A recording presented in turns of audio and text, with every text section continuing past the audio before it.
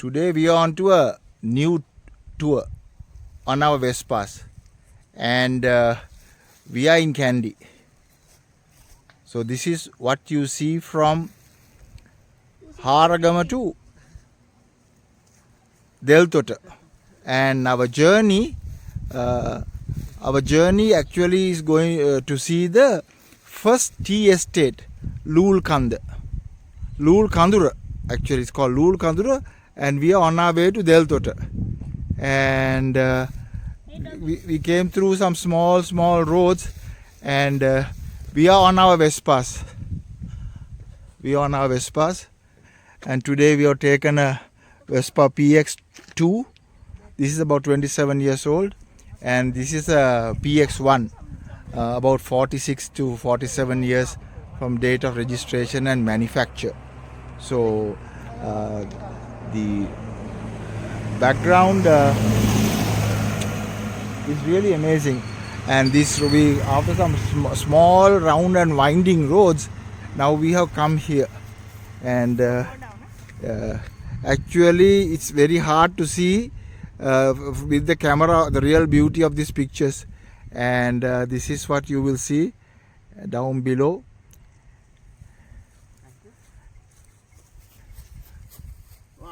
And the Loolcondera is our first tea estate by James Taylor, a Scottish tea planter. He came at the age of 17 to Ceylon, and he can be considered the father of tea in Sri Lanka. And we have just taken a stop just to see the valley below, and it's just amazing. And the weather, although it's very sunny here, but it's very cool and nice. And as we climb the mountains, it started, my ears started popping. And here is Kusum Siri trying to take a picture of Carol. There, pose again and see. There you are. Ah, good. So this is a lovely day, very beautiful day.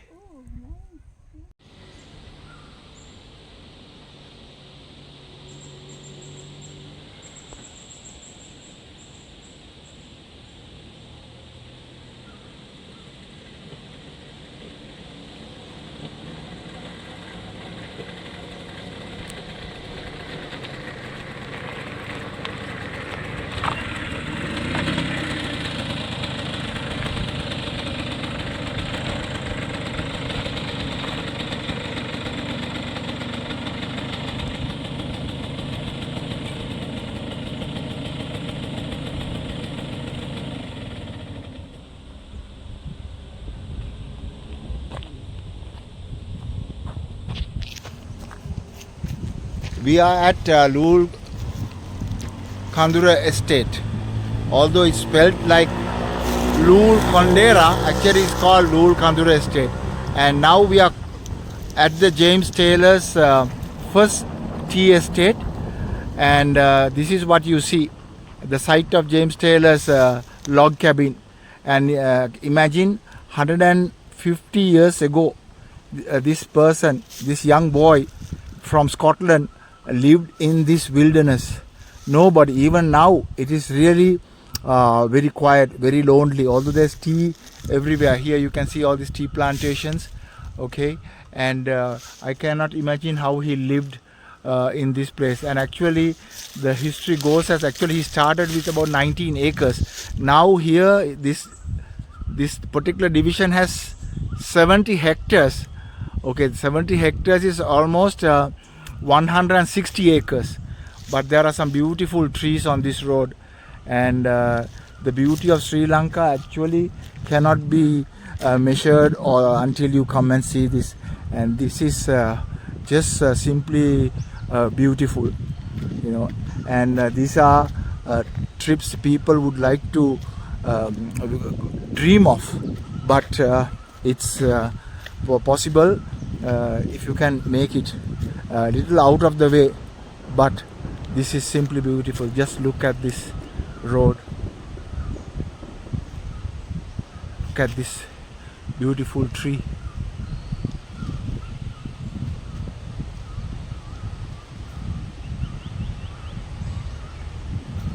Just lovely. Still towards Loolcondera. Now we are very close to James Taylor's original cabin and his seat where he was seated. And now what you see is the distance mountains. Distance mountains, and that's the tea factory, Loolcondera. And this is one of the largest tea factories in Sri Lanka. And here there is a huge face rock here, large. It's actually a mountain here on this. So we are going to proceed further up to see where James Taylor lived his life in Ceylon.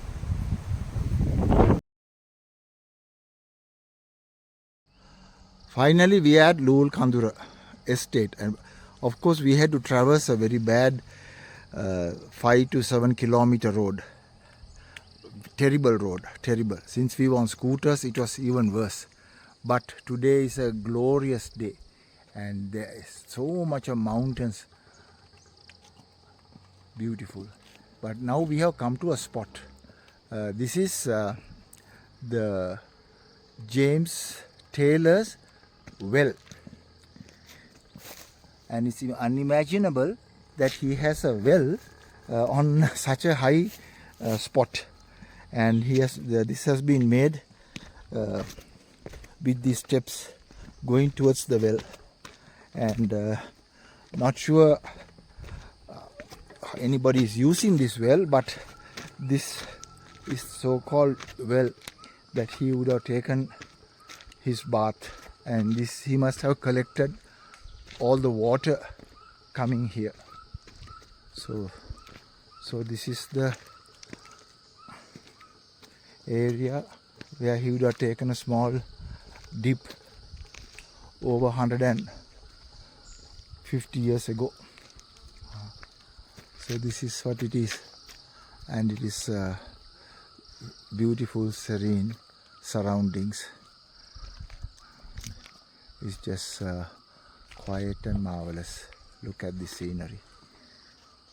Very fortunate to see all this. We have come to James Taylor's bungalow.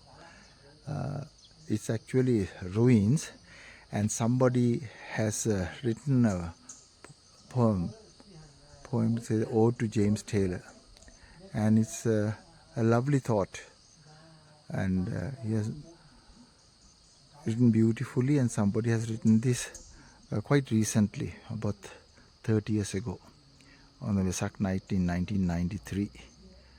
So here what we will see is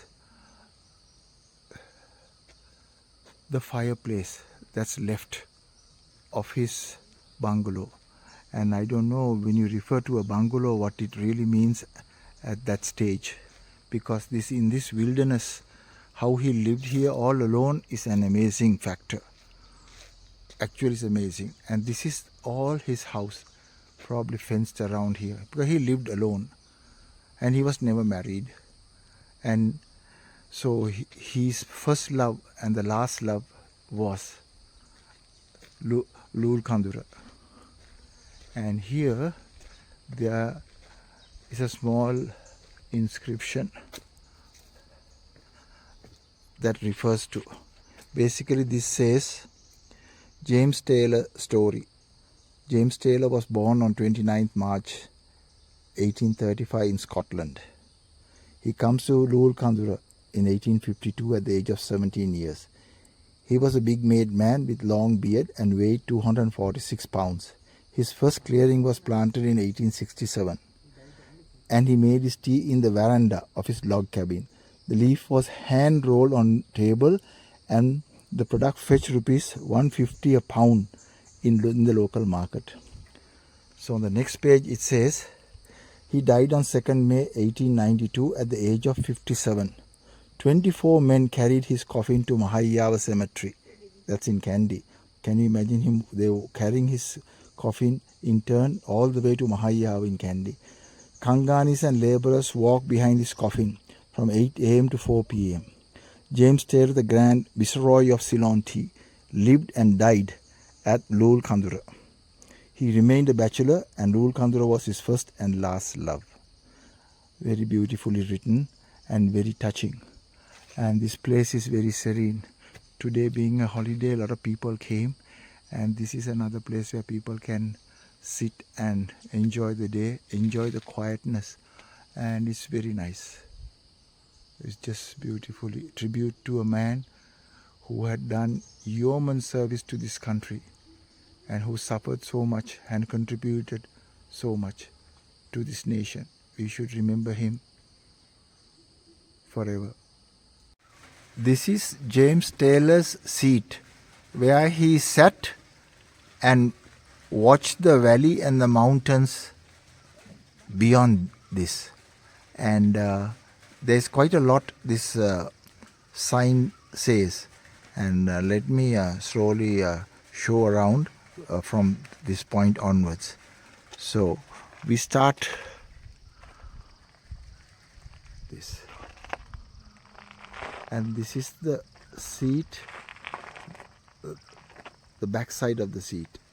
So now I'm going forward and I'll be moving. I have to take slowly, and there's a slight drizzle and the clouds are coming in.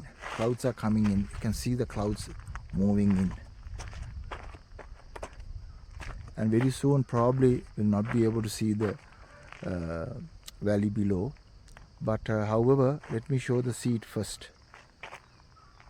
This is where he sat.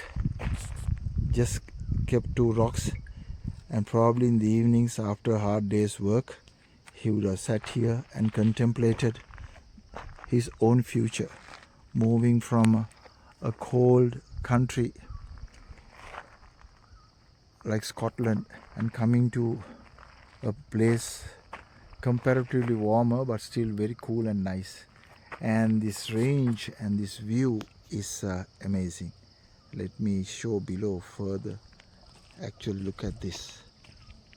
This is exactly what he was watching, and he can see these ranges beyond this. How beautiful it is. There you go, see, this is what he would have seen, and the vegetation would have been quite different in those days, with smaller population, less deforestation, and this person and the climates would have been very different. So I am moving slowly further down to see if we can go further down to see how much can be seen. There, looking at that side. Looking at the other side. Very quiet, very beautiful. Weather is so unpredictable, but this is one side of Kandy people never see. People only see Kandy around the lake, but here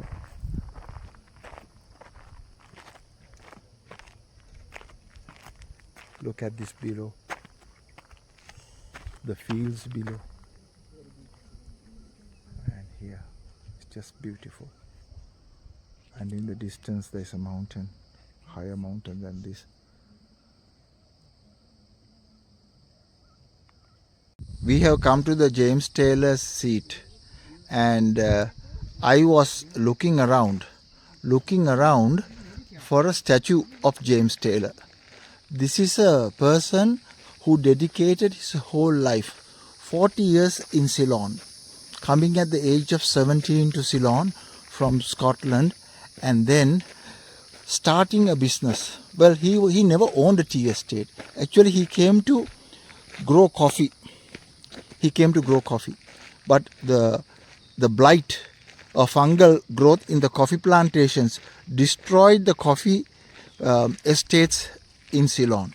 So subsequently they had to look for another crop, and they decided to have tea. So, and he was one of the first who sat here in his cabin rolling the teas by hand and preparing the tea. And this is the early form of tea, which he first sold 23 kilos and exported it. And he got a sum of about few hundred rupees. And that is a lifetime. And then now this person who has contributed so much to today's Sri Lanka's economy in billions, giving employment to millions over the century and a half, doesn't have a statue here. And we have statues of various politicians who have destroyed our nation, who has not done much, and statues are everywhere. The roads are named after people whom we would rather not talk about. But there is no James Taylor Street, James Taylor Boulevard, James Taylor Mawatha, nothing. And this person is forgotten. Once in a while, probably somebody will come here and see something. So this is a person we should really revere and pray for. A man who gave his life. So I feel nothing much has been done for a man who contributed so much. And it's about time somebody took an effort, at least the Tea Board of Sri Lanka, the Tea Planters Association, take an initiative without just only making money, but do something in memory of a man who contributed so much. And until 1980s, Ceylon's crop and primary export was tea. See, till that for 120 years it was tea. So see the amount of contribution, see how much he has done and how much we have remembered. In fact, we have forgotten a person like this.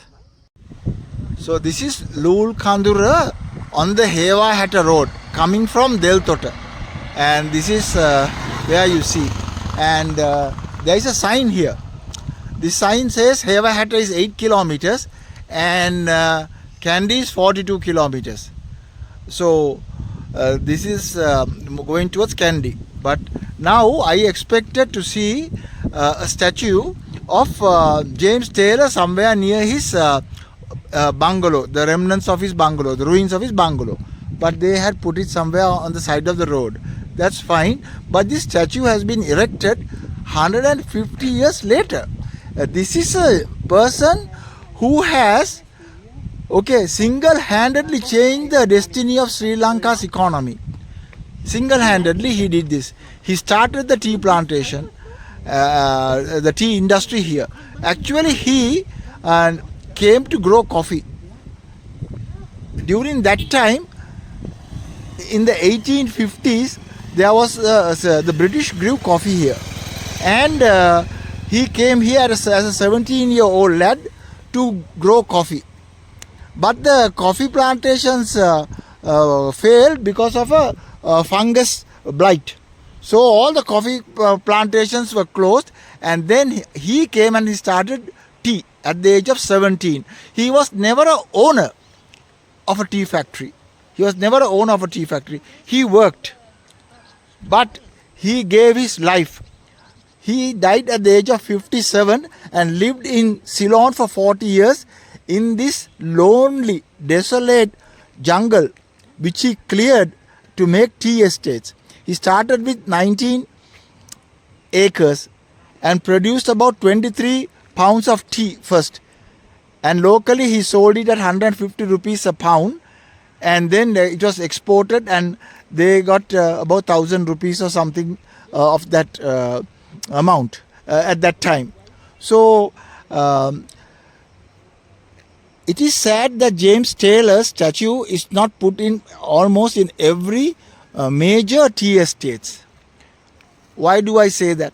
So many politicians that have not done anything, that has ruined the economy of Sri Lanka, that has plundered the economy of Sri Lanka. Their names are at airports, roads, buildings, everywhere. However, James Taylor's name is missing. But he till today, until the 1980s, tea was the primary export product. And today, even today, it's probably number 3, bringing billions of dollars to the economy and giving employment in the thousands. And in the past 150 years, it has given millions of employment. And we forget a person who came all the way from Scotland, and we give street names, statues of all these politicians who really don't deserve. That is my opinion. And once again, it must be remembered that after he died, the workers carried him from here all the way to Mahayava. That's probably 40 over kilometers. And there were 24 or 40 over people who came and took turns to carry his body to Mahayava. And I have gone and seen his grave. And it is still there, and people or families still come there, bring beer and celebrate there. That is what I was told. So here is James Taylor, a big made man who changed the destiny of Sri Lanka's agro economy and everything for us, and gave us a brand name as Ceylon tea.